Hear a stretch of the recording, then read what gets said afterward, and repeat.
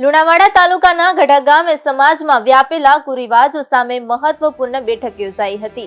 સમાજમાં અમીરી ગરીબી જોયા વગર દેખાદેખી પૈસાનો બેફામ ખર્ચ થતો હોય, મોંઘવારી ભર્યા લગ્ન, ડીજે અને ફિજૂલ ખર્ચ જેવી પ્રવૃત્તિઓ સમાજના અસ્તિત્વ માટે જોખમરૂપ બનતી જઈ રહી છે તેવા મુદ્દાઓ પર ગંભીર ચર્ચા કરવામાં આવી હતી। આ બેઠક એક સમાજ એક રિવાજના સૂત્ર સાથે ગઢા પ્રાથમિક શાળામાં યોજાઈ હતી, જેમાં ગઢા તેમજ આજુબાજુના ગ્રામ્ય વિસ્તારોમાંથી મોટી સંખ્યામાં સમાજના વડીલો, ભાઈઓ અને ઉપસ્થિત રહ્યા હતા।